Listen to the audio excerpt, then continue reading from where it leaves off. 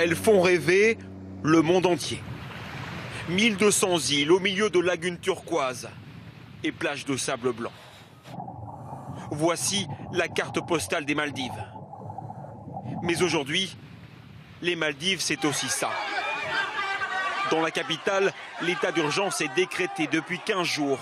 L'armée et la police se déploient. 2 juges de la Cour suprême ont été arrêtés. Le Parlement est suspendu. Derrière ce chaos politique, il y a 7 hommes. Avec l'état d'urgence, le président des Maldives vient de s'attribuer les pleins pouvoirs. Depuis 2013, il a systématiquement réduit au silence toutes les institutions démocratiques. Dorénavant, il contrôle tout seul.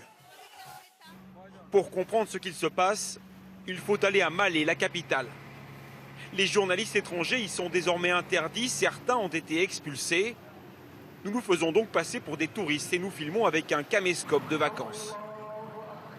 Une des seules personnes à avoir accepté de nous parler est Rouchda Rachid. Elle travaille pour une télévision locale indépendante. Avec elle, nous parcourons la ville. Des soldats et des policiers patrouillent.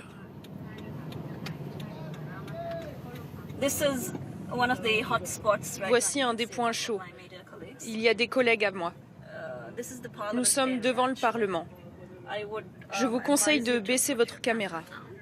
Si la police nous voyait, nous serions arrêtés.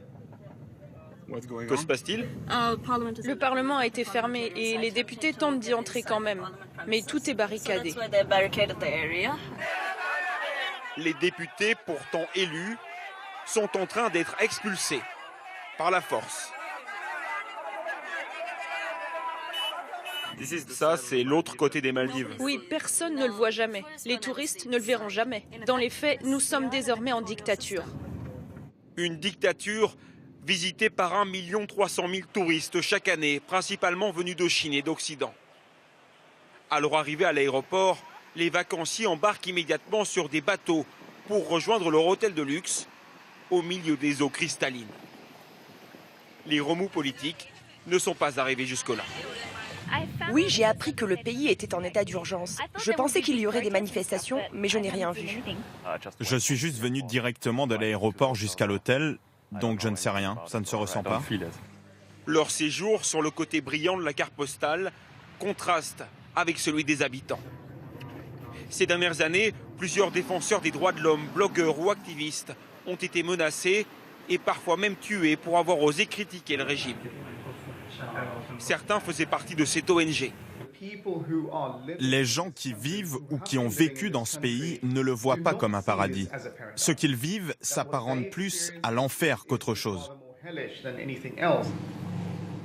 Tout est fait pour que les deux mondes ne se mélangent pas, que les vacanciers ne se rendent compte de rien et en tout cas pas de la situation politique. Il ne faudrait pas effrayer la poule aux œufs d'or alors que l'économie du pays repose en grande partie sur le tourisme.